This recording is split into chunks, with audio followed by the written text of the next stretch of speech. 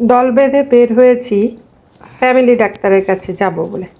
আজকাল ওয়েদার খুবই খারাপ, স্নোফল হচ্ছে, সাথে প্রচণ্ড বাতাস আর ঠান্ডা। তবুও যেতেই হবে। 2 মাস পর অ্যাপয়েন্টমেন্ট পেয়েছি, আজ মিস করলে আর রক্ষে নেই। আসসালামু আলাইকুম, কেমন আছেন সবাই? আশা করি ভালো আছেন। চলেন আমাদের সাথে ডাক্তারের কাছে যাই আর গল্প করি। এই জায়গাটা হচ্ছে আমাদের বাস স্টপ। এখান থেকে আমাদেরকে ডাউনটাউন যেতে হবে এবং সেখানে গিয়ে বাস চেঞ্জ করে তারপর ফ্যামিলি ডাক্তারের কাছে যেতে হবে। সেটা মোটামুটি অনেক দূরে। আমরা বাসের জন্য ওয়েট করছি। বাস একটু ডিলেই করছে, শুধু আমাদের দেশেই নয়, এদেশেও বাস ডিলে করে, তবে খুব বেশি সময় করে না।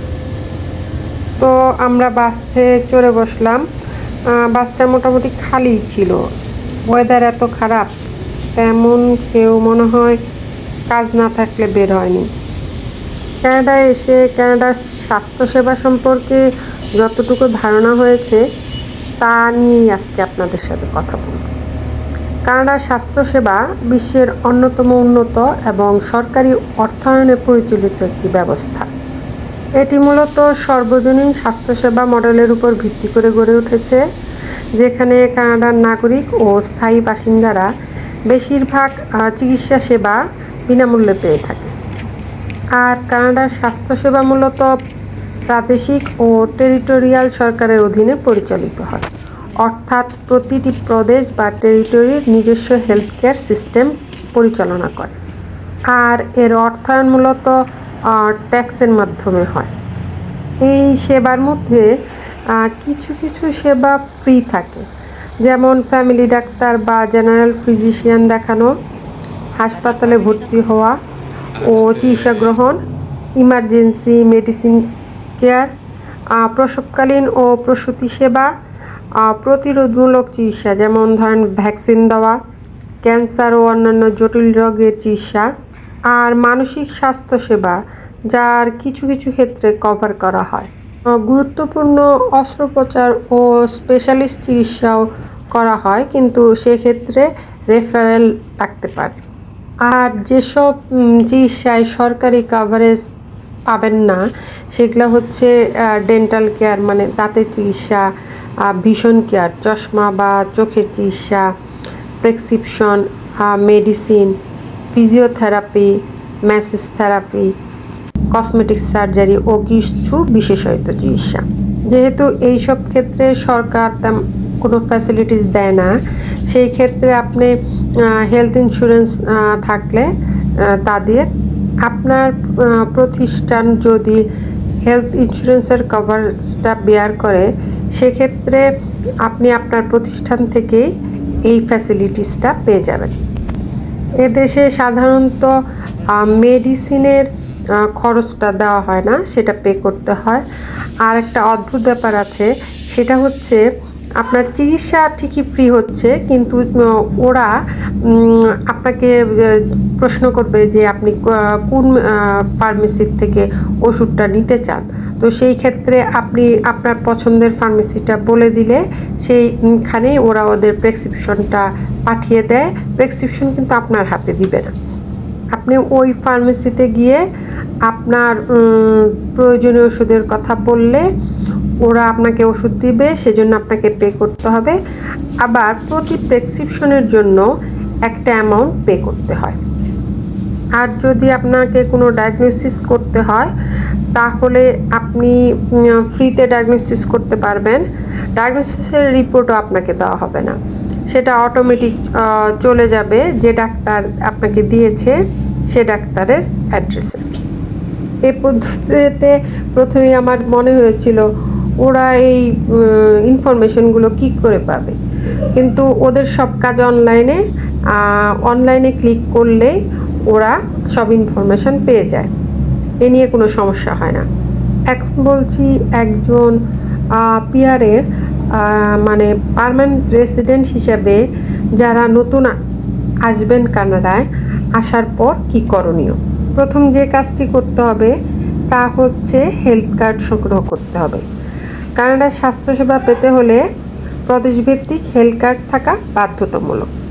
হেলথ কার্ড পাওয়ার জন্য কানাডায় পৌঁছানোর পর সংশ্লিষ্ট প্রদেশ বা টেরিটরিতে প্রয়োজনীয় কাগজপত্র জমা দিয়ে আবেদন করতে হয়। এরপর সবচেয়ে জরুরি কাজটি হচ্ছে ফ্যামিলি ডাক্তার নির্ধারণ করা। মানে প্রথমে প্রতিটি পরিবারের জন্য একজন করে ফ্যামিলি ডাক্তার নির্ধারণ করা হয়। বর্তমানে ফ্যামিলি ডাক্তার পাওয়া খুবই কঠিন কাজ। এমন অনেকে এসেছেন 7-8 মাস হয়ে গেছে ফ্যামিলি ডাক্তার পাচ্ছেন না। ফ্যামিলি ডাক্তার কনসেপ্টটা অনেকটা আমাদের দেশে পারিবারিক কিছু ডাক্তার থাকে না, সেরকম। সে সময় তো আমরা নিজেরা পে করি, আর এখানে সরকার থেকে প্রতিটা পরিবারের জন্য একজন করে নির্দিষ্ট ডাক্তার থাকে। উনি প্রাথমিকভাবে ওই পরিবারের সদস্যদের রোগ দেখেন বা চিকিৎসা করেন, বা যদি কোনো স্পেশালিস্টের কাছে রেফার করতে হয় তা উনিই করেন। এখন কথা হচ্ছে, এই যে ফ্যামিলি ডাক্তার পেতে এত সময় লাগে, এর মাঝে ডাক্তার দেখানোর প্রয়োজন হলে আপনি কি করবেন? কারণ ফ্যামিলি ডাক্তার কবে পাবেন না পাবেন এর জন্য তো আর বসে থাকলে চলবে না। তো সেই ক্ষেত্রে আপনি যা করতে পারেন তা হচ্ছে ওয়াক ইন ক্লিনিক। এটা হচ্ছে আপনার কোনো নির্দিষ্ট ফ্যামিলি ডাক্তার থাকবে না, আপনি ওখানে গিয়ে সিরিয়াল দিবেন, অনেকটা সময় ওয়েট করতে হয়। ওইখানে যে ডাক্তার থাকেন উনি সাময়িকভাবে আপনার ট্রিটমেন্ট করবে। আর জরুরি সেবা পেতে হলে 911 নম্বরে কল করে আপনি অ্যাম্বুলেন্স ডাকতে পারবেন। আর আমার প্রদেশে 3টা ইমার্জেন্সি ক্লিনিক রয়েছে, সেখানে গিয়ে ইমার্জেন্সি সুবিধাটা নেওয়া যায়। তবে এখানে মজার বিষয় হচ্ছে ইমার্জেন্সিতেও পার্থক্য রয়েছে। খুবই ইমার্জেন্সি হলে কাজগুলো খুব দ্রুত হয়, কিন্তু ধরেন টনসিলের প্রবলেম, এই টাইপের প্রবলেম যেগুলো অপারেশন করতে হবে, এই টাইপের কাজের জন্য দীর্ঘ সময় ওয়েট করতে হয়। আর আপনার যদি হাসপাতালে ভর্তি হতে হয় বা কোনো স্পেশালিস্ট চিকিৎসকের চিকিৎসা নিতে হয়, সেই ক্ষেত্রে আপনার ফ্যামিলি ডাক্তারের রেফারেন্স অবশ্যই লাগবে। যেমন আমার মেয়েকে স্পেশাল ডাক্তার দেখাতে হবে, যেহেতু ও স্পেশাল বেবি। তো আমার ফ্যামিলি ডাক্তার ওকে স্পেশাল পেডিয়াট্রিক ডাক্তারের কাছে রেফার করেছে। ওরা আমাদেরকে কল করলে আবার আমরা ওখানে আমার বাচ্চাকে নিয়ে যাব। আমি তো এদেশে বেশি দিন না, অল্প কিছু দিন, কিন্তু আমার অল্প কিছু দিনের অভিজ্ঞতায় যা মনে হয়েছে, এখন এখানকার স্বাস্থ্যসেবায় সবচেয়ে বড় সমস্যা হচ্ছে ফ্যামিলি ডাক্তার পাওয়া। ফ্যামিলি ডাক্তার পাওয়াই যায় না। আর ফ্যামিলি ডাক্তার পেলেও অ্যাপয়েন্টমেন্ট পেতে, মানে পরবর্তী অ্যাপয়েন্টমেন্ট পেতে এত সময় লাগে। আমরা এই জানুয়ারিতে দেখালাম, পরবর্তী অ্যাপয়েন্টমেন্ট পেয়েছি এপ্রিল মাসের 5 তারিখ। তার মানে এতদিন আমরা ডায়াগনোসিস করে ওয়েট করব এবং তখন গিয়ে সেই ডাক্তারকে দেখাতে হবে। আর এর মাঝে যদি আমরা দেখাতে চাই তাহলে ওয়াক ইনে যেয়ে ট্রাই করতে হবে ওনাকে দেখানোর। আর তখন যেহেতু আমাদের অ্যাপয়েন্টমেন্ট থাকবে না, তো আমরা যে দেখাতেই পারবো তারও কিন্তু কোনো নিশ্চয়তা নেই। আর ওয়াকিংয়ে কাজ চালানোর মতো সেবাটা পাওয়া গেলেও এতক্ষণ ওয়েট করতে হয়, অনেক সময় বসে থাকতে হয়। ওরা ওদের অ্যাপয়েন্টমেন্ট করা রুগীদেরকে দেখে, তারপর সময় হলে আমাদেরকে দেখে। যাই হোক, অনেক দূরে আমাদের ক্লিনিকটায় চলে এসেছি, দেখি ডাক্তার কি বলে। তবে অনেস্টলি স্পিকিং, আমার ছোট্ট অভিজ্ঞতায় কানাডার স্বাস্থ্যসেবা বা চিকিৎসা সেবা নিয়ে আমি খুব একটা সন্তুষ্ট না। এত উন্নত দেশ, সেই তুলনায় স্বাস্থ্যসেবাটা সেইভাবে উন্নত না। যাই হোক, অবশেষে ডাক্তার দেখিয়ে বের হলাম, রাতই হয়ে গেল।